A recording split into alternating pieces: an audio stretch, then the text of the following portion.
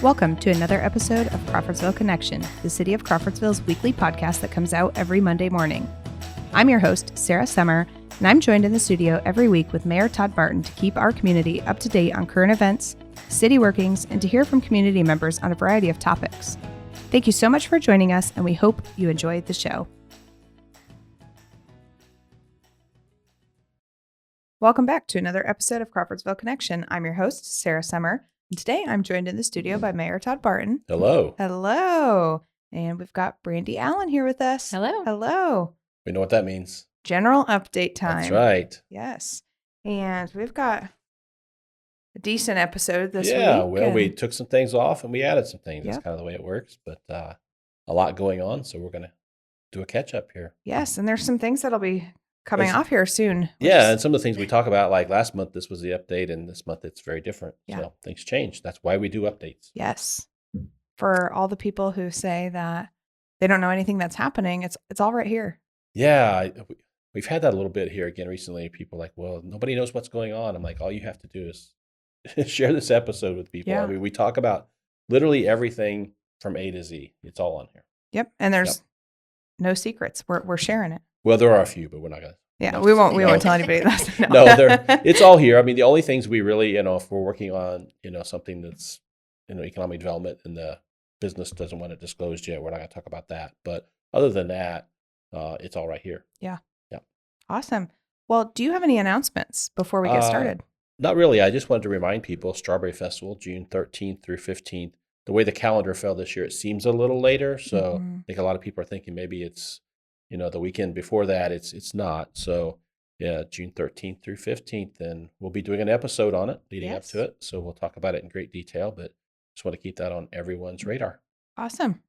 Well, and it's going to be beautiful. We know it's going to be beautiful. Yes, wonderful weather. Yeah. And we've already ordered the weather. We've ordered it. They don't always deliver. Right. We ordered. All right. Well, we'll jump right in. Let's talk about property tax reform, Senate Bill 1. Yeah, we've talked about this quite a bit. I wanted to keep it on here because I had promised everybody, as we had numbers and really understood what the impact meant for us, I would share those. And I'm not going to share them because I don't have them yet. So how's that? However, I am going to have them. We have a meeting with our financial advisors the third week of June. So they tell me they have that pretty much put together. Okay. And as I said before, it's extremely complicated. It's taken our advisors this long to go through it. Right. But of course, the people who voted for it in a matter of hours understood it. Yes. Of course they did. Right. So now, to be fair, our advisors are not only advising us, they advise a lot of cities. So we're in the queue like everybody else. So it's not like they just exclusively worked on, let's figure out Crawfordsville's numbers. But so I think the important thing, and I talked about this last month, is as we talk about projects, there were some things we were talking about that we just took off the list because they're on indefinite hold. If something was early in the pipeline, it's probably just been put on hold. Yeah. If it's further in the, down in the process, it's something, we'll figure it out. We have to make it work. But we're going to have to shift some things around. And we're going to talk about that in just a minute. Yes. Some budget shifts. We are. So the city council, I'm going to be taking some things to them here. And one of those things is a shift in how we are funding largely the pay, if you will, for public safety, police, firefighter, and EMS, right? And the way we've done that, the way we did it in the 2025 budget is, and this is a generalization, but roughly 40% of the pay for public safety came from our public safety income tax, right? And the rest, the other 60%, came from the general fund. Since we brought new financial advisors on board the first of the year, they've really done a nice job of looking at all of our finances, what's coming and going, and made some recommendations. Mm-hmm. And one of their recommendations is to shift more of that public safety pay to the public safety income tax because it's done very well. We have a nice balance there, and it takes some pressure off the general fund. So we had known when we created the 40% that we probably would shift it around and change those percentages, and that's exactly what we're proposing to do. So based on their recommendations and our look at it, I'm going to take that to the city council and ask to change that from 40% to 75% public safety pay coming from public safety income tax. So that means the general fund or property taxes would only be paying 25% Yeah. of the public safety pay. That's about $2.2 million for the rest of this year. So it's quite a bit of money. Mm-hmm. We're gonna make that shift, and as we create the 2026 budget, we'll change that accordingly. But we're doing a mid-year shift, which is kind of awkward, kind of odd, but I think it's important that we do it. Right. And it's not that we are in trouble or we have a problem. I want to stay out ahead of this. Right. And as this stuff is changing, and as the property tax piece is changing, and we have to rely more on the income tax side, we need to get ahead of it. And so that's what we're doing, keeping in mind that the public safety income tax goes away in a couple of years. So Mm-hmm. it'll be replaced with something else. So a lot of moving pieces here, but if you see that on the council agenda, you hear about that, or you read about it in the newspaper, that's what's going on. Now, accompanying that, so it's not like we're going to spend more. We're just shifting that expenditure of about 2.2. We're also reducing the budget for the general fund by $2.2 million. Right. So it's a wash in the end. It's just how we fund it and where the money comes from. And it's going to come from more of the income tax and less of the property tax. Okay. And we've been talking about a wheel tax. Yeah. So some interesting things there. We're going to take this to the city council. We'll see where this goes. So in Indiana, the legislature gave cities the ability to implement a wheel tax a few years ago. Very few cities did. I think only 2 originally.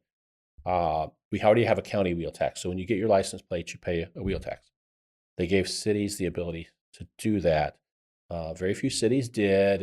And so what ended up happening, the legislature, of course, came back and said, well, you're complaining about road funding. You need more funding to maintain your roads. We gave you the ability to implement this, and you're not doing it.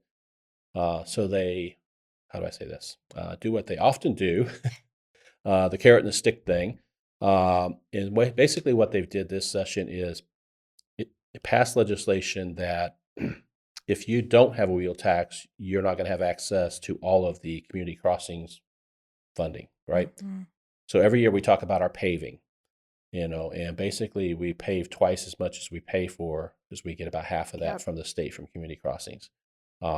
We are still eligible for some of that, but not much if we don't pass a wheel tax. So what they've done is create this incentive that if you don't pass this, we're not going to give you access to this money. So that would probably reduce our paving in Crawfordsville at least by half, if not more, if we don't pass a wheel tax. So we're kind of caught in a tough situation there. I think the other piece of that for me is we had been talking about this for a while, and the way we have this written, and the statute allows us to do this, we're going to earmark part of this for sidewalks. So we've Mm-hmm. talked about sidewalk replacement program, Right. increasing the city's percentage, and I said, well, with the property tax changes, I don't know what's going to happen. It's on hold. So as we do this wheel tax, a certain amount of this, and we've not decided this number, will be set aside just for sidewalk replacement. So for several years, we've thought this is probably our long range plan to really finally address sidewalks in Crawfordsville, because you just can't do it with property tax. There's just not Right. enough there. So we're incorporating that into this. So that'll all be discussed in committee, city council, and then go to the council. There'll probably be some tweaks to what we're proposing. I don't know, but we're working through that right now. And the way that works, if you pass a wheel tax, you also have to pass an excise tax too. So they're coupled together, which is kind of odd, but so we'll see where that ends up. Right now it's proposed at like $40 a vehicle for wheel tax, Okay. and excise tax is $25. So I don't know where we'll end up, Mm-hmm. but there's certainly some parameters in the legislation that kind of spell out what you have to do. Right. So, and that's every vehicle that's registered in the city. So if you don't live in the city, you won't be affected by this. Been some discussion, can we make it based on the size of the vehicle and all that? Mhm. That gets really challenging and problematic because the BMV collects this when you do you renew your license Yep. plates, and they don't always break vehicles down that way.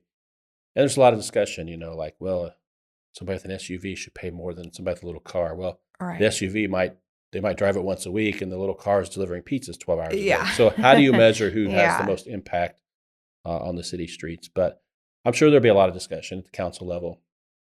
But that's what's proposed, and we'll kind of work our way through. I think we borrowed some language from another city that did a nice job of spelling out like why we're doing this, Right. right? Like our hands are kind of tied, to be honest. Yeah. I mean, if if we don't, and we don't have to do it, but we're not going to get all that community crossings money. Absolutely. So we're going to have to drastically reduce how much we pave every year. Right.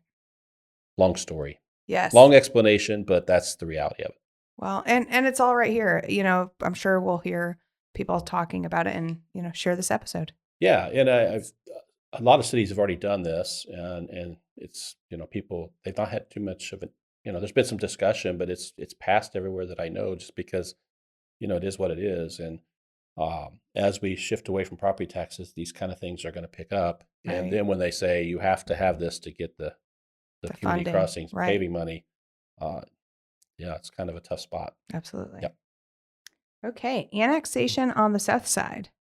Yeah, we recently annexed 174 acres. That's done. It's been through third reading. So it's all finalized. And that's the area, along 231 South on the west side of the road, across from where Arbor and Hawkview are at, and then all the way across Purple Heart to 47 on both sides. So that's done. And I get asked a lot why we did that. And the real reason is the owner requested it. Right. But ultimately because there's a lot of retail interest in that area, and they want access to city services, utilities, those kind of things. Yeah. Yep. Awesome. That's one more hurdle out of the way for retail development to happen there. Stay tuned. Stay tuned. There's a lot of moving pieces there. Motocross the Nations 2025. We've been talking about this. We did an episode, I think two episodes ago. Yeah. With Tim Cotter on. That was a great episode. Yeah. I heard a lot of feedback on that episode. I told you he was the expert. He is. Get him in here. So, the planning process is still going well, and everybody, we've got such a great team working on that. Everybody has their specialty, and then they work together very well. And we come back and report in. So I'm very happy with where we're at, and I'm kind of picky about those things, but I'm very happy with where we're at. I think we're in a great spot, and we're gonna hit it out of the park as a community. Absolutely. Set that weekend aside, plan on it. It's going to be a lot of fun in this community, whether you're into motocross or not. Right. The opportunity to welcome the entire world to Crawfordsville and just have a good time is going to be very unique. Yeah. And, one big piece that I think will impact our community, and probably one of the biggest ways, is even if you're not going to the race, come to the parade. Come to the parade. Which will be Friday, October 3rd, around 4-ish. Yes. It's going to be a parade unlike anything we've ever seen in downtown Crawfordsville, for sure. And it's just a lot of fun. It's a lot of fun, and so much national pride and enthusiasm and all those things going on. So. Yeah. Lori Shaver, she's told us, she's like, I'm not really a big race fan, she said, but the atmosphere, it gets you excited. Yeah. Just being there. I don't know if she's allowed to say that, is she? I know. I don't know. No, that's right. I've heard him say that. Yeah, it's the atmosphere that's just. Yeah, you don't have to be into the race, but it's, it's the feeling you get when there's that many people, and the excitement and the community pride. It's just so different when it's like people racing or participating for their team versus for their nation. Yeah. That takes it to a whole nother level. Yeah. Yeah. Pretty exciting. And our meeting live streaming, we've been talking about this. This will be officially happening starting July 1st. July 1st. We were just working on that this morning. Yes. Yeah. The technical side of it, make sure the cameras are in the right spot and everything's going to work. So July 1st, stay tuned. Yeah. I think our first meeting will technically be the 2nd. We figured out. The Board of Works meeting on the 2nd. Yep. So that'll be the first meeting live streamed on our website. So if you're unable to attend the meetings in person, you can check it out on the website, live stream, and it will also be housed there as a recording afterwards. I guess I'll put the same warning out as I tell people coming to the meeting. Don't be late. Right. I like efficient meetings. Yes. So if you tune into the Board of Works, you tune in at 10:30, you're going to miss it. Yeah. It'll be over probably, unless there's something really big on the agenda. So that would be a big Board of Works meeting. Yeah, that would be a very big one. A record. Well, it wouldn't be a record. It'd be a record for me. Yes. Not overall. But and then they'll be archived, so you can go back and watch those. But Board of Works typically is 10 to 15 minutes long. So City Council depends on what's on the agenda. Yeah. Okay. One of the issues that City Council has been working through, and it's kind of got moved, tabled, and rearranged, is the feral cat issue. Feral cats, stray cats. This was the topic of the year last year. Yeah, it was. I wanted to update it. We've not talked about that for a little while. I wanted to update people where we're at. And kind of where we've landed on an issue, I was working with a couple different groups. I think what's going to happen, so we've had some good discussions with the Animal Welfare League or AWL. It looks like they're going to take care of the cat issue in our agreement, the city's agreement with them in 2026. That includes trap, neuter, release, all those kind of things that have to happen. Yeah. So they're working on a plan to do that right now. Then they'll come back to us and we'll kind of work on it from there. So I think that piece, we're headed in the right direction. And everybody agrees, like if we can really aggressively address this for a couple of years, we can probably get ahead of it in the city of Crawfordsville.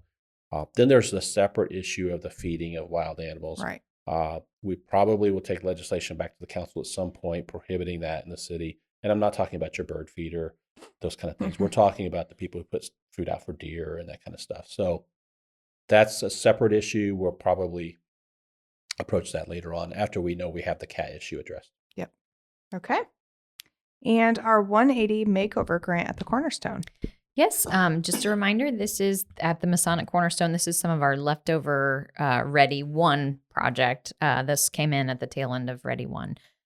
They are working to update their electrical, some lighting, and also their fire alarm system. So that's a lot of work that the public can't see. There is work happening on the outside too, because they're really good at getting grant funding for projects on that building. They're making a lot of improvement, but work is progressing there. I think it should wrap soon. Everything seems to be going as planned as far as I know. I haven't heard otherwise. So that's a project that you won't really see a lot of impact in the public now, but that will set that building up for a lot of really cool things in the future. So we're excited about that and continuing work there. Awesome. And 180 in color grant for the mural. Yes. So this is the mural that we've been discussing that's coming to 120 South Green Street, which is Mike Grant's building downtown. We've had a lot of movement since the last podcast. So we officially have our artist under contract and our dates. So we're able to move forward on plans. If you didn't see it in the paper when we approved the contract, Jenna Morello is coming back. So that's the artist that did the flower mural that everyone loves down in the alley downtown.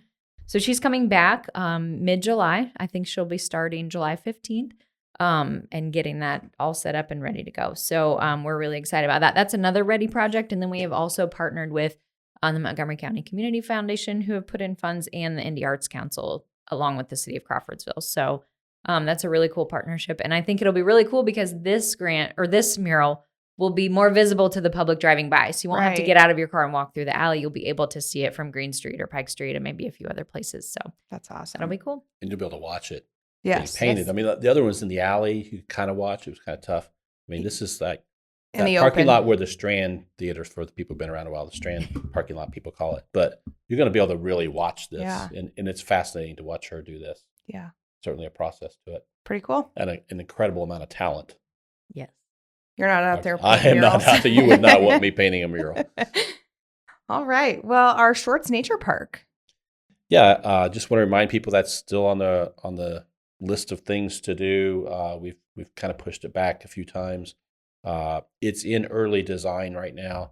Not going to go to construction in 25. We're hoping for 26. Again, thinking of it in terms of our capacity as far as time and then also funding. So it's in the pipeline. It's just kind of moving forward kind of slowly, but still there. It's going to be an awesome project. Can't wait to make it happen. Awesome. And again, that's 47 acres on the south side. They'll be set aside for a nature park, kind of like the new Brickyard Park, which is getting rave reviews. So Yes. yeah. Awesome. If you've not been to Brickyard, check it out. Check it out. Yeah. And our Niches Land Trust along Sugar Creek. Yeah, I left this on here. I just want to kind of remind people, we'll probably take it off the list, but a group called Niches, which is a land trust group in Indiana, did acquire 13 acres. It's about 13 acres along Sugar Creek in the city. It's just north of the old power plant, kind of if you go north and then almost around to the railroad trestle and Reisner Street, kind of behind the Boys and Girls Club, Kentucky Street, that area. That property was for sale, and so they've acquired it. And it'd just be set aside for nature at this point. There's talks that maybe in a few years we'll open it up as a nature park, which would be really cool. Yeah. We have the Sugar Creek Nature Park across from this kind of. Right. So, yeah, that land has been purchased, been set aside. That's also like largely the area where crinoids are found. So we wanted to make sure the right thing happened there. When I found out it was for sale, I reached out to Niches and they were all about it. So the city partnered with them, and we're glad it's in good hands. It's going to be set aside and preserve our nature there and our history there. Absolutely. And Sugar Creek Emergency Services boat ramp.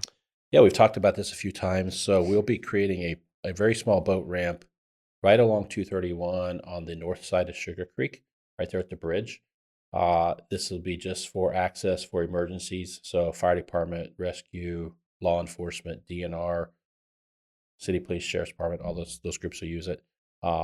It's not often that this happens, but once or twice a year, they need to get a boat of some type in Sugar Creek for a water emergency. And so there's really no place to launch a boat. So this will give them access to do that. And it's really challenging, but and I've said this before, but with Sugar Creek, it can be everything from a little stream to an absolutely raging river. And so they have to be very flexible in how they approach emergency situations with the creek. This will give us the ability to do that. So it's through design. It's been permitted by DNR. They've issued the permit. They're preparing to take it to bid now. And so once the bids are done, I'm guessing late summer, you'll see that happen. It'll be a really quick, easy project. There's not much to it. It's just a concrete boat ramp that will be built in there. So just wanted to let people know that was going on. That is in Sugar Creek Nature Park. Okay. And our wayfinding project. Yes, it's slowly but surely moving forward. We did get all of the foundations installed for the signs that are in the construction area north of town. You haven't seen those signs pop up yet, I think mostly just so they don't get damaged during the construction. So the foundations have been installed. Those will come later. There are other foundations that have been installed around town, but it's not visible until the actual sign goes up. So there is work happening. It's just not work that you're seeing right now, but that does continue. It's nice that it's not nice that it's taken so long, but because it's taken so long, we're able to wrap back around and kind of address some signs that we had put on hold when we were looking at the installation beginning a couple of years ago. Things like the Ben-Hur building. We weren't going to install that because we knew that there would be construction coming. Well, now the construction beat our signs. So now we can go back in, plug that sign back in and coordinate there. It has been interesting because we walked all of these sites a couple of years ago and a lot of things have changed in our community for the better. But there's been a few situations where we've had to go back and say, oh, well, there wasn't a subdivision there when we chose that location. So we need to address it. Or there wasn't a park there. So we need to address that. So we're still plugging along. I don't have a finish date yet, but the contractors have been in town and working on that. And we hope that finishes in the next couple of months. So what will we do when that's no longer a topic? We're going to lose that and the bin. Yeah, I know. Some long-term. It'll be a short podcast. Yeah. It'll be very noticeable when that project's done, though. Yeah. When you see those signs pop up everywhere. It'll be awesome. It'll be good. And again, think in terms of visitors to our community. We have so much to offer. It's just kind of hidden sometimes. Yeah. So this will make it very clear and even help locals. You always use the example of the parking downtown. Yes. It's very confusing. Where's the 2 hour? Where's the 4 hour? Where can I park overnight? I mean, all that stuff, that'll all be in the wayfinding. Perfect. And the 231 NDOT project, that's north of downtown. Yes, this isn't our project necessarily. We don't have jurisdiction, but we do like to keep everyone informed on what's happening there. As you all are aware, since the last podcast, they did restrict that. And so all of the traffic is in the northbound lanes. As that project progresses, that'll change back over and we'll have to shift to the southbound. So I would just warn everyone to be very aware and cautious as you're driving through the area, because when those changes happen, drivers get confused. And so just be paying attention, be patient, and hopefully that project is finished by the big race, as we've been told. So we haven't received an update that says otherwise. So. I met with them earlier this week, and they said it was still scheduled to be completed by October. So Fingers it would crossed. be tight, but it would be done by October. Fingers crossed. Fingers crossed, because we can't have one lane each direction with that much traffic. Right. Okay. Our high school lift station. That project continues as well. It's not something that's really fun and exciting. It's very necessary, but it's happening slowly, but there is work progressing there. And so they still anticipate wrapping that project up this summer. And then that will help prepare us for the development that's coming on the south side and allow us to better accommodate for that. And that's where you see all the excavators and everything digging at 32 and 47 on the south side. And then recently they've been digging north of like South Boulevard there by the church, across from Pizza Hut, that area. That's all part of that project. Okay. And Skank Road, are we still on track for July? We're still on track. I just got emails yesterday from the engineer warning all of the utilities that this work is coming. So they should start seeing some utility work in the area maybe. And we're bidding that project in July. So hopefully those bids come in good We're and hoping we're able for to move good forward. bids. Yes. Because the estimates are not what we hoped for. So, Right. And it's interesting because the way that works is, that's an 80-20 project with the state doing 80% of the cost, but it's 80% of the original estimate when it was approved, not 80% of what it is today. Those numbers have changed a lot. Right. So we're a little nervous about that one, I'll be honest. Yes. But we're hoping that the bids come in and we can pull it all together. And just to help everyone understand, we've talked about this before. So when we do these LPA projects through NDOT, the process just takes longer. So I think this is a project that was approved, 5 years ago? 5 years maybe? ago, probably. So obviously a lot happens and it's hard to project exactly what those costs would be 5 years into the future, which is why sometimes, even though we don't get help when we do projects locally, when you can turn them around quicker, you have a better idea what the costs are, so we can do it a little cheaper when we do it on our own. So that's always the balance that you have to consider. Contrast, Skank Road, LPA, NDOT, Right. Purple Heart Parkway, we did on our own, So. Yeah, and look at the timeline there. So you got to weigh it out, 80-20 is pretty nice, but you've got to take into account it's going to cost more and it's going to have the time delays and stuff. So you got to strike a balance there. But we're going to hope for good bids. It goes to bid the first week of July. Yes. Something like that. So yeah, keep your fingers crossed. Yes. We want good bids. Yes.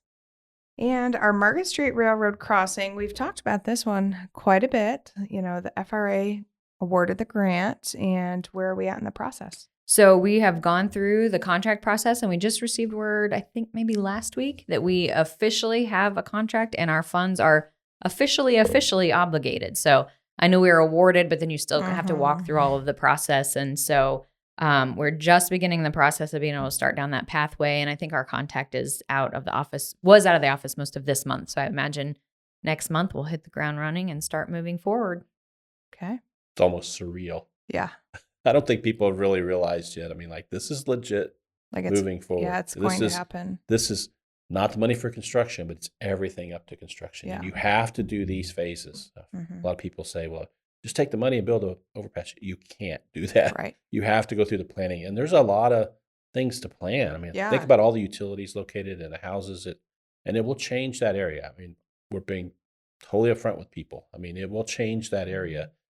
And, I've had a few people say, well, I don't want the area to change. Well, then you're going to deal with trains. Right. You can't have both, right? Right. Either you change it and not deal with trains, or you leave it the same and you're going to deal with trains. So this planning process will guide us through that. And maybe we go through it and say, we don't want to change. We want to leave it the way it is. Then we know. But we have the funding to take us all the way through that. And it's happening, folks. We're moving forward. And we were nervous in the first year that maybe this would get cut, and it didn't. So here we go. Yes. Let's move forward with it. That's right. Yes.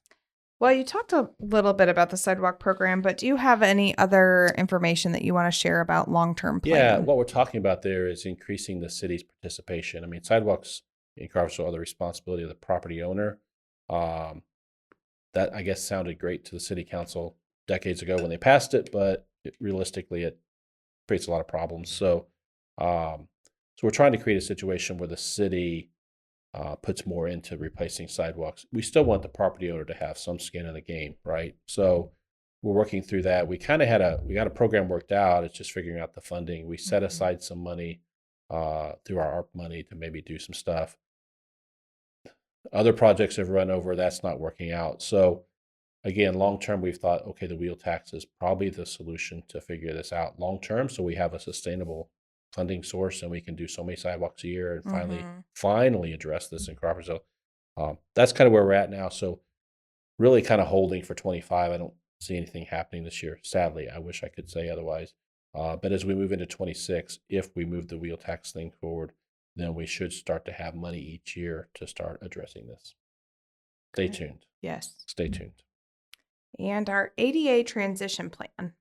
Yeah, this is something that we haven't really talked about much on the podcast, I don't think, but we've been working on this for the last year or so. And this is, again, through NDOT. When we receive the funds through NDOT that are federal funds, it's required that we show that we're using those funds, but also that our city is basically moving forward and making our community, our streets, our sidewalks, everything accessible.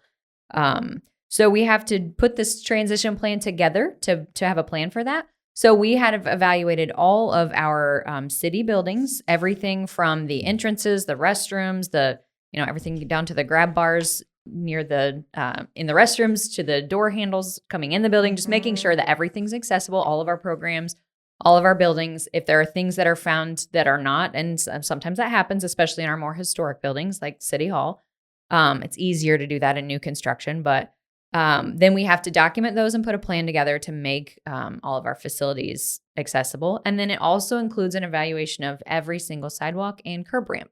So for those pedestrians walking around the community, they also have access to accessible space. So we have a plan, and then we can kind of document how we move forward. We can't fix everything today, obviously, Right. but so we've been working on that evaluation and that plan for the last year or so, and that will go to the council this month. And then that keeps us in compliance as well with NDOT and able to receive the federal funds, showing that we have addressed issues or we know what the issues are, and we have kind of put together a plan on how we make everything accessible. Okay. It's always a work in progress. Yes. Yes. Like the City Hall. I mean, this building was built in Yeah. 1930, 31, somewhere in there. It's tough, right? Right. And so as we redo areas, we incorporate these changes, but it takes a long time to get it all Yeah. done. A lot of money, too. A lot of money. Yes. Yeah. And our Shelley Drain, what is the timeline for completion? Yes. So unfortunately, with weather and some other issues, that's been delayed a little bit, but they are getting close to the end. I just heard from the engineer this week. They are installing the last few areas of pipe that need installed, and they're scheduling to come back and repair the driveways that they've had to cut. And then from there, it's just kind of final grading and seeding and making everything look nice again. So I don't have an exact date for when that should be finished. And obviously, it's always weather dependent, but that project should be closing soon. And I'm sure those neighbors will be very happy to get their neighborhood back. Yes. And the Shelley Drain coming off the list. Do you always how Yeah. big that is? Yeah, I know. That goes back long before any of us. So Shelley Drain, Ben-Hur, yeah. wayfinding. Yeah. I mean, Shelley Drain's not always been a city issue, but it was a county drain for a long time, but that has been talked about for decades Yeah. in this community. It's going to be over and done with.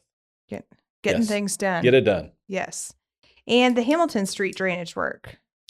That one has not been progressing as the other projects have. So just a reminder, this was a project that we were working on. CSX came in. We're trying to improve drainage in the area, but some of that was in CSX right away. So they came in and asked us very nicely to get a permit through them to continue the work. And we have applied, we have paid, and now we have waited for months to get the permit. Once we get that permit, we have about a half a day's work to finish up the project. So we're just patiently waiting on them to provide us a permit to continue the work.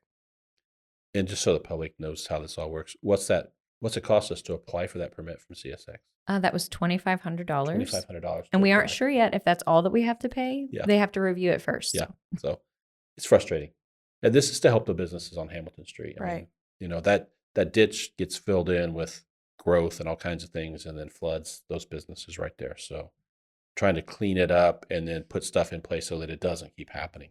And it actually benefits CSX as well because it was eroding away underneath their railroad Yeah. track. So hopefully they'll see that and get our permit approved Right. quickly. Yep. And Hawkview, our Arbor Homes Yeah, subdivision. moving right along. It Model is. homes are up near the highway. Yeah. Other homes are popping up back there. I forget the number I heard from the building department, but they're pulling a lot of permits. So you're going Awesome. to see a lot of growth happen out there this summer. It's well underway. They're working on phase 2 platting or the plans for phase 2 right now. So, yep, all It's good. awesome. And it shows there's a pent up demand, which is exactly what the market studies were telling us. Right. So, yeah, that's good. And think about it, as people buy those homes, it opens up other homes in the market. Mm-hmm. So, So good if people stuff. have questions, yes, Hawkview is still happening. Yeah. right? Yeah, we Right. used to, that was the big rumor. We Yeah. talked about it on here. Well, like there's no houses are showing up. incessant rumor there for a while that no, that's not really happening. That all got pulled. And It's there, folks. Well, So, there's houses. yep. Yep. And there will be some more single-family housing proposed along Purple Heart Parkway. There's a lot. Yeah. We've been working through that. I think we're pretty close. Like if you think about single family housing along Purple Heart Parkway, the multifamily we've talked about several times, which has already been through a lot of the technical pieces, all that coming together. The reality is for all that to occur, there's still some more infrastructure work that has to be done. And so what we're doing is looking at what that new area will generate in tax revenue. Will it support enough to pay for the infrastructure? Mm-hmm. That sounds easy, but again, what happened to the tax structure? It all changed. So we had to incorporate all that in there. We're pretty much there and it will support it. And so we've got like one more piece of information we need and we'll be ready to start moving forward on that and get that all done and in place. So That's awesome. that if you think about Arbor and then what else is proposed, it almost comes up to 1,000 new living units on the south side, which is significant growth for our community. But necessary. Again, we're doing our business visits right now, right? And we were at one yesterday and we heard from them over 30, 35 full-time jobs open right now. Wow. Full-time jobs with benefits that they can't fill. We have to get housing here and get people here. Yeah. That's just one place. That's not all of them. Right. Just one employer. So well, we're ready. We're we just ready gotta get the for housing. it. Yes, we just need it. Yep. And with that, what is the fiscal plan for the Southside development? Yes, that's what I talked about. We got to pull all that together and figure out like between the single family housing and the multifamily and then the retail that's proposed in that area, what will it produce and will it support? Basically what you do is you put the infrastructure in, you pay for it with a bond and then use the tax revenue for years to come to pay that bond off. So it all works out in the end. So that's where we're at right now. Those numbers are working. We just have one more piece we need to plug in there and we'll be ready to start moving forward. So a lot will start happening in the next couple of months on that to move it forward. The timeline for all that is really, we get through that process, you could see some of the dirt start moving yet this fall, but the bulk of it will be next spring. Okay. Yeah. That area will look totally different. And what we're talking about is everything between Purple Heart Parkway and 150 South all the way across. A lot. Wow. It's a lot. Yeah.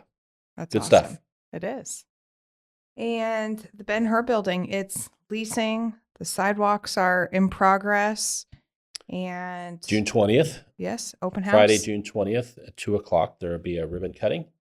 And open house, I think it's 2 to 6. And we've heard a lot from people, they want to get into the building. Maybe they haven't been in there in decades or they've never been there at all. They want to get in and check it out. It will be open for you to check out that day. So please put that on your calendar. Plan on being there Friday, June 20th in the afternoon. Yeah. You can get in there and check it out. They're doing the sidewalks right now. That was the last piece.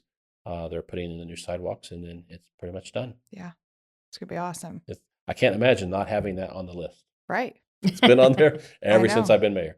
We'll just give updates on, it's going good. Yeah. So, yeah, I mean, it's going to be exciting. And for me, like watching that building for decades, I've, worked downtown since 85. So, watched it kind of empty out and then been sitting there empty all these years. You just everybody just kind of takes it for granted it's empty. Yeah. And it's going to be so weird to drive through downtown at night and see that all lit up. Right. People living there. That's It'll be good. So, and we still do get asked. I get this question a lot. I just got it the other day. What about parking? What about parking? Yeah. Parking's all incorporated. You got to remember that not everybody wants to have 2 vehicles, in a garage. Yes, a lot of us do, but people who are living in downtown apartments, that's not always high on their list, and they're okay parking a block away or something like that. So nobody thinks they're going to have an issue with the parking side of it. So it's not like somebody renting a house that wants to park in their driveway. It's a different thought. Yeah. So yeah. Okay.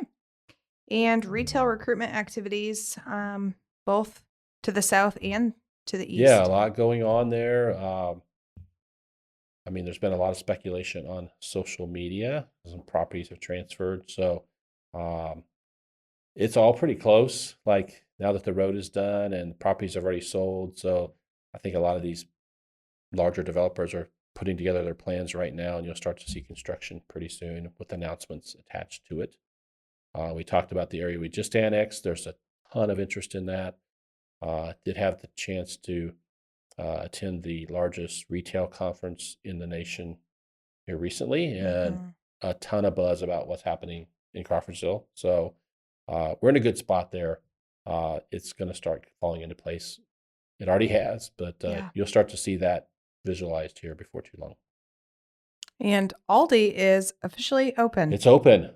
Yeah, that took a while, but Yes. it's open. So yeah, it's open and seems to be very busy.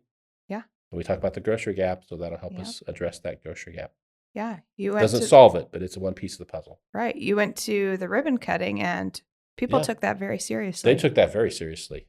Yeah, there were a lot of people People were there. lined They up. were lined up all the way over to Dairy Queen, I think. Yes. So yeah, no, it's that's good to have them here. So Yeah. we're glad they're here. Yep. It's been good. I think, every time you drive past there, parking lot is full, people are in there, and Yeah, and the developer, so Tharp Investments owns the property and actually owns the building and leased it, and I want to thank them because it was conversations with them constantly, me saying, look, we have this need, and ultimately they have to go sell this to an Aldi, right? right. People don't understand how that process works, but it really takes a developer to convince these retailers to come to a community sometimes, and that's what happened here. So Yeah. I appreciate their work on that. I think our retail data helped for sure. Um, and it's interesting because we're seeing some trends here. I don't know if this has been talked about much, but it is public, so I feel fine saying it. But there's another Starbucks proposed on the north side, right? Mhm. At 30 or 74 and 231. It's in final approval stages right now, but I use that as an example because when you talk to the retail world, they all have their criteria, their parameters, right? And Starbucks is a good example. When we first talked to Starbucks years ago, they're like, oh, you don't meet our parameters. We would never succeed in Crawfordsville. There's not enough disposable income, all this kind of stuff. Well, they built a store here Yeah. and it was very successful. Now they're building a second. Right. So it tells me that their criteria isn't always accurate for a community like ours. Right. Yeah. And economic development activity. Yeah, a lot happening there behind the scenes. Nothing like with new projects. We don't really have anything in the pipeline as far as anything really new right now, but a lot of expansion type stuff that we're working through. So we just continue to kind of work that. We're being pretty careful there, I'll be honest, because if you think about the number of new jobs that are already committed and already coming, and I just talked about our existing employers saying they can't keep everything Right. full. So we have to strike a balance there. So we're really working on the expansion side of things. We've got a couple that are in the pipeline that I think are going to happen that are good investments. And then the stuff that's already underway. Mhm. So that's kind of where we're at on that side of it.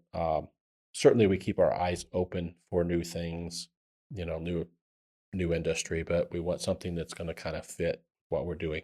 So there's a few leads out there on that, but we'll kind of see how that plays out. Okay. And business retention visits are underway. They are. We're on tour. Yeah, on your We're on tour. Keeps us busy all summer. Yeah. We started those, and again, that's where we go visit with our businesses and sit down, have a conversation. What's working? What's not? How can we help you? What challenges do you have? Are there opportunities for growth? Like I said, we visited one here recently, and we had the conversation, and we make it very clear to them, like, we know that your company, if they're going to expand capacity, they can make that investment in their Crawfordsville facility or they can invest somewhere else.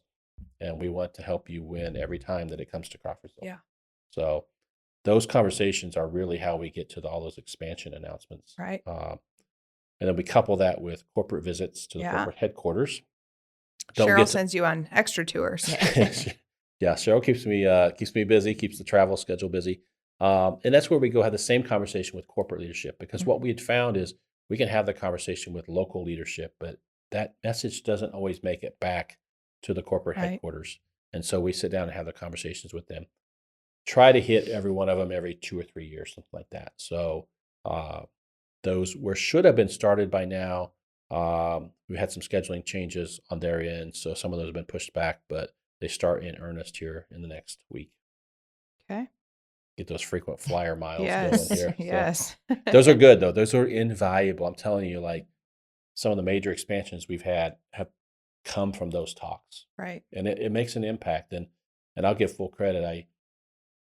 I didn't come up with that idea. I still remember Glenn Connect when he was mayor telling me, like, I go sit down and I have a conversation with them every time, so that when they make decisions about Crawfordsville, they know me and they have to look me in the eye. And my approach isn't heavy-handed like that, but he was a football coach. My approach is like, I'm going to build that relationship. So when they know they're going to expand, they know how to reach out, and they know that the Crawfordsville team does things differently. Right. And we do. So, yeah. It's awesome.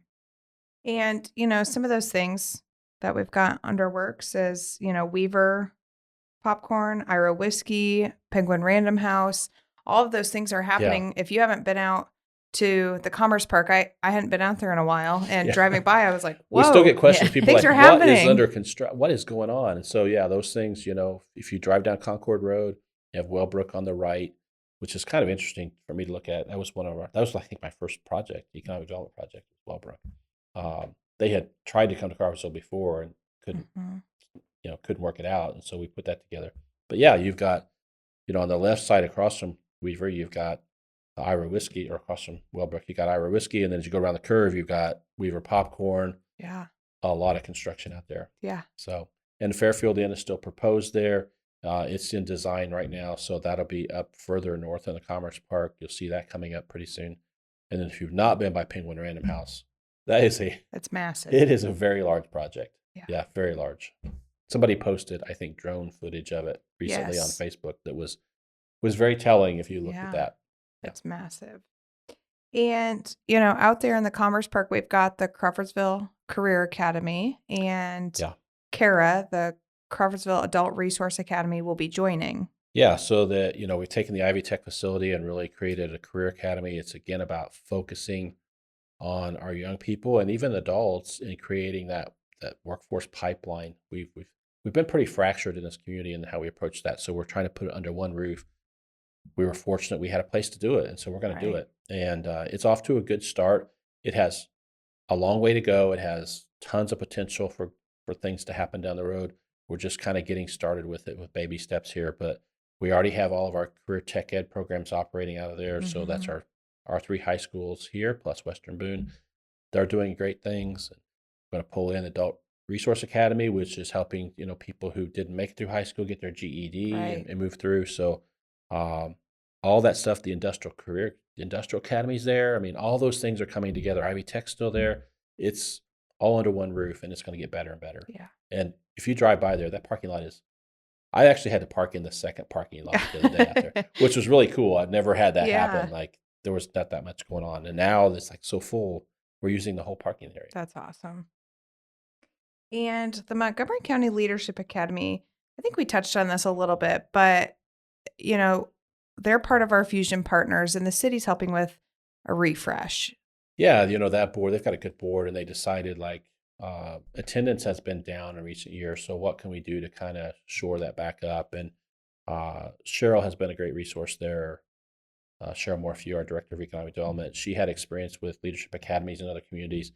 And so she brought in some, I call experts, people who were well experienced to kind of help us think through that. So we have an agreement with one particular person to help us, retired faculty member from Franklin College, I believe, who's done a lot of work with leadership academies. So we're going to be going through that process in the coming months, where really kind of reshape our program here and hope to rejuvenate it and get more interested. And to be fair, I mean, things change, times change, right? From when it started, I think in 2000 to when it started. So that's quite a bit of time. So they're just going through that right now. So stay tuned for all that. And we're excited about what the future holds for Leadership Academy in our community, because that's an important piece of what needs to happen in our community.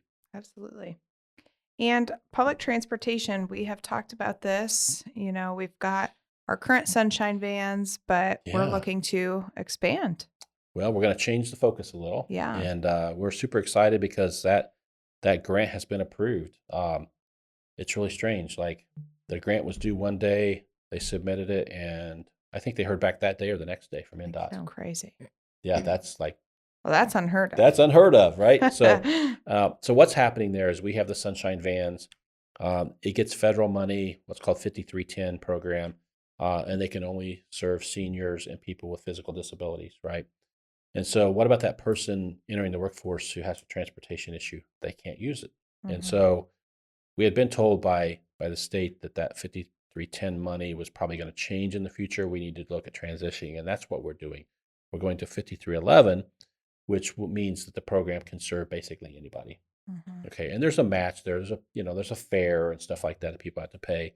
But this will not only serve the people that are currently being served, but also opens it up that if we have people that they they were able to get into the workforce and they got a job, let's say one of the industries, how do I get to work? Or I need to get to the doctor. I mean, all those kind of things that kind of fall through the gaps right now can be addressed by this program. So it'll be bigger than what it is. It's not going to be huge, but it's a step in the right direction. And I think we'll see it kind of grow as time moves on. But it's not a system. We say public transportation, everybody thinks of buses and bus stops, all that. We're not that size.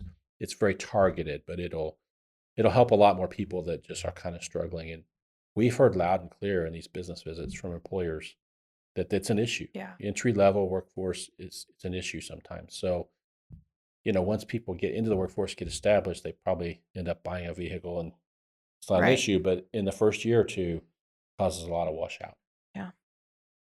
And Ready 2.0, we are aligned with the Greater Lafayette region. We are, and it's been kind of on hold for months, and nothing's happening.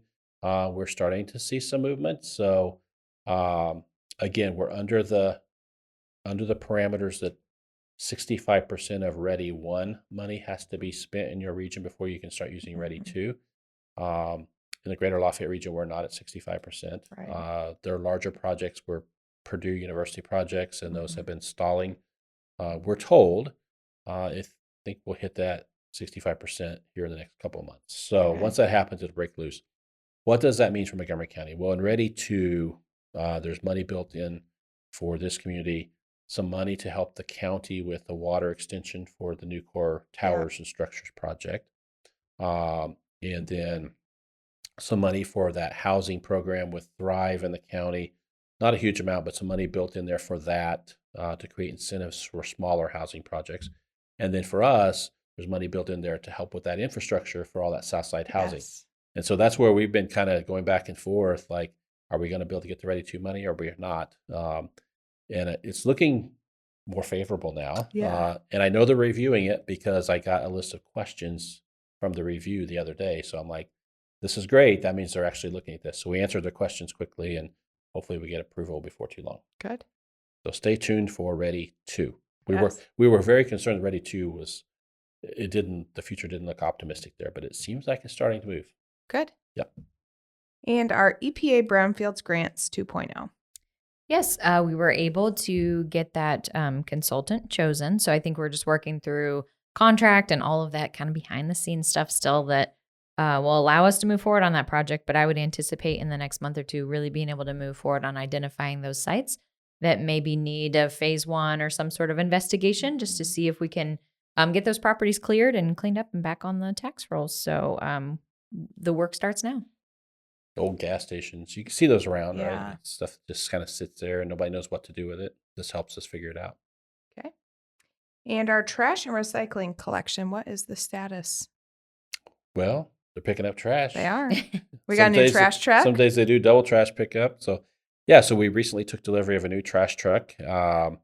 Trash is still kind of struggling as a city operation, I'll be honest. And I've had that discussion with city council a number of times, and we're going to continue having the discussion.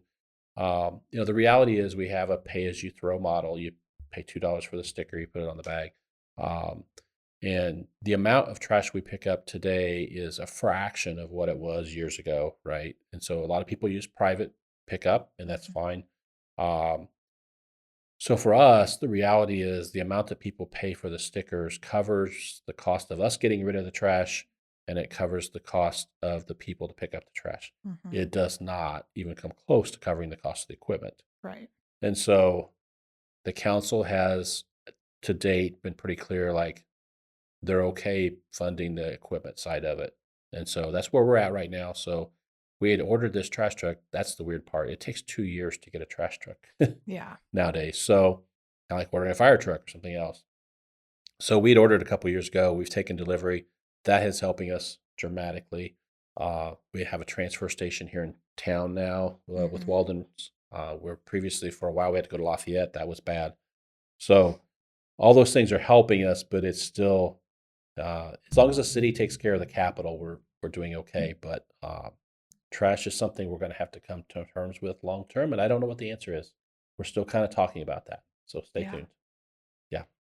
Well, speaking of a new trash truck, people might have started to notice some of our vehicles are it's looking good. different. All Yes. that city fleet is all kind of getting to one look with our new branding and stuff. It looks good. It still surprises me as I drive around and I see a vehicle. I'm like, oh, it's the new logo. Yeah. It looks good. Yeah. It really does. And we kind of took a different approach. In the past, we only had the city seal.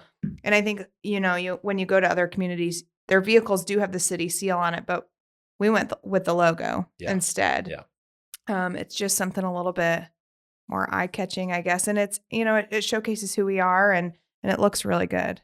Yeah, we want people to know, like, it's a unified, this is the city, I mean, we're here to take care of things, to get things done. And I think all the street department, sanitation department, stormwater is all done. Yep. Wastewater is done. Parks was in the works. Parks is in the works. So, yeah, that's it's good as you see those. And people can identify that, that's a city crew. It's a city crew doing something. Yeah. So, yeah, we're super excited about that. It looks good. We got our new downtown maintenance vehicle. His decals coming for the window for the Kubota. Yeah. And, we're still working on signage too. Parks and Rec, they just got a new pool menu and we got that branded. And, it's all the little things that people don't necessarily realize have to come together. But we're finally moving forward where everything's coming together. Yeah. And it does look great. And people like the signage at all the parks. I mean, that people can visualize, okay, this is all a city park system, right? Yeah. It's not just every park had a different sign, and it was kind of different. And you mentioned the downtown. We have our new person working downtown doing cleanup. Yeah, it's great. I think it looks downtown beautiful. looks awesome. He's getting a lot of compliments about all the work that's happening. Yeah, that's awesome. He's eager and he's out there every day. If you see him, stop him and thank him. Yeah, because he's doing a great job for us. Awesome. And Veterans Memorial Park, there was a park dedication for Memorial Day. There was. And great turnout. Great turnout. They were shocked. They didn't expect near that many. There was no place to park. It was awesome. So that is great. A lot of people there. If you've not checked out Veterans Memorial Park, I know you drive by it because it's right on Washington Street, but stop and get out and take a look. It's a fantastic addition to our community. So, and I think I said this during the dedication, but in a lot of ways, I think it does complete us as a community because that piece had kind of been hanging out there, and how do we pull it together? And this does that. So great job by that group of volunteers that are very, very passionate. That had an idea and they went and made it happen. And it wasn't easy. Yeah. In a quick timeline too. I mean, they worked hard. They did. Everything's come together. And everybody recognizes it from the helicopter that's there. Right? Yeah. So, yeah. Very cool. And our city pool, I know that they pushed back the opening a little bit. The weather has been a little bit less than ideal for pool weather. Yeah, Memorial Day weekend was not ideal for the pool. Kind of a bummer. So as of recording, to my knowledge, it should be open. They're open. So, and for people, this is one of our most searched things on the website is what are the pool hours? When is the splash pad open? So for people who are wondering, the pool and splash pad are both open 7 days a week. The pool is open 12 p.m. to 6 p.m. And on Wednesdays, they are open until 8 p.m. And the splash pad is 10 a.m. to 8 p.m. So every day, check it out there. And we talked a lot about the pool in recent years, and we did a study, and we don't have any definite conclusions there, right? I mean, our pool has a lot of age on it, and it probably has a few years at best left. Yeah. The water bill is astronomical. It loses a lot of water, say that. But there's not a clear sense of how we move forward because repairing it or changing it is hugely expensive. Right. And replacing it is hugely expensive. Yeah. So there's not a great option there. So we're having that discussion, but no answer yet. Okay. Hey, while we're on the parks topic, Yeah. I did want to touch base too. So if there are basketball players that are listening to the podcast, you might have noticed that the basketball hoops have been removed at Lincoln Park. We did have an issue. Those were our existing goals that were reinstalled when the park was finished, and the contractor missed getting a plate on the bottom of those. And so those have started to lift up. So if you're wondering why those are gone, they are coming back. We just met with them this week. They say they can get out there and get that fixed pretty quickly, but they've got to pull those up, get that piece underneath there so that will hold a little better. And then we'll get the hoops back up as quick as we can. So it should be a pretty quick fix as long as they can get their equipment over here. But I just wanted to update everyone that those are not gone forever. They're coming back. But contrary to what you read on chatter, Yes. it's not some conspiracy to get rid of basketball. Yes, but it's not safe to allow people to continue to play and possibly hang on them and things like Right. that. So Just getting it fixed. I know we came by Lincoln after one of our business visits the other day. Parking lot was packed with pickleball players. That's Yes. awesome. Every court was in use. That's good. That's what we wanted to see. Awesome. Well, we made it through the list. We did. Is there anything else we missed? I don't think so. Okay. Yeah. And if there is something we missed, you're like, hey, you didn't talk about this, just send us a message and we'll get it covered. Yeah. And depending on the topic too, we know that these sometimes spark deeper conversations, and we'll do a full in-depth episode on a topic if there's things that people want to hear about. So definitely let us know. And as always, check out Yodel, our community connections calendar and news feed for everything in one easy, convenient location if you're looking for something to do. And as always, thanks for listening, and we'll see you next week. Make sure you hit the subscribe button on this podcast so you never miss an episode. And if you aren't already, follow us on Facebook at City of Crawfordsville Official, on Twitter at City of Seaville, and on Instagram at City of Crawfordsville. We hope you have a wonderful day and can't wait for you to join us next week.